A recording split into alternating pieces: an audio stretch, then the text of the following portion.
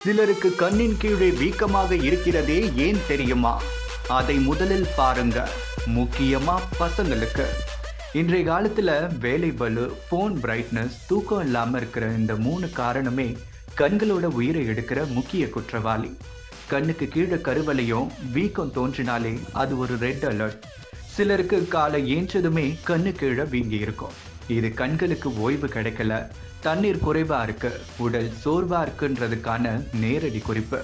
கண்ணு கீழே இருக்கும் மென்மையான பைகள் மிகவும் சுலபமா பாதிக்கப்படும். அங்குள்ள திசுக்கள் தீர்ந்து போனா வீக்கம், எரிச்சல், வறட்சி, கண் சுருண்டுவது போன்ற உணர்வு உருவாக்கும்.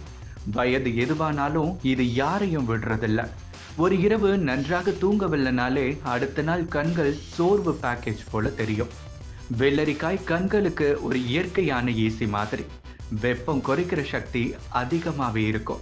சில நிமிஷங்கள் கண்கள் மேல வச்சாலே ஒரு குளிர்ந்த பனித்துளி விழுறது போல குளுமையா இருக்கும்.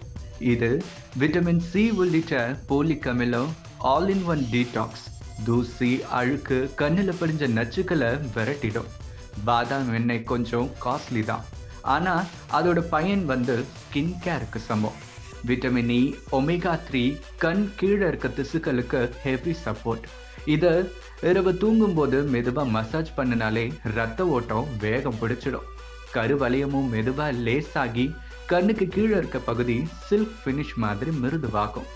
கத்தாழ ஜெல்லு தோலுக்கு எவ்வளவு நன்மை செய்யுமோ அதை விட கண்ணுக்கு கீழ் வீக்கத்துக்கு சூப்பரா வேலை செய்யும். ஈரப்பதம் நிறைஞ்ச ஜெல்ல மென்மையான திசுக்களை அமைதிப்படுத்தி வீக்கத்தை ஆறடைக்கும். கண்களின் கீழ்ப்பகுதி மெலிதாகி காணப்படும். நாட்கள்ல இது ஒரு மாயம் போல வேலை செய்யும். கிரீன் டீயை குடிப்பதற்கு மேலாக அதோட பேக்க கண்களில் வச்சு பார்த்துருக்கீங்களா? இது கண் வீக்கத்தை அரை நேரத்துல குறைக்கும். அதோட காபி பொடி தூக்கம் கெடுக்கும் பானமா இருந்தாலும் கண்ணு கீழே ஸ்க்ரப்பா போட்டா ஒவ்வொரு செல்லையும் வேக்கப் பண்ணும். 15 நிமிடம் மசாஜ் போதும்.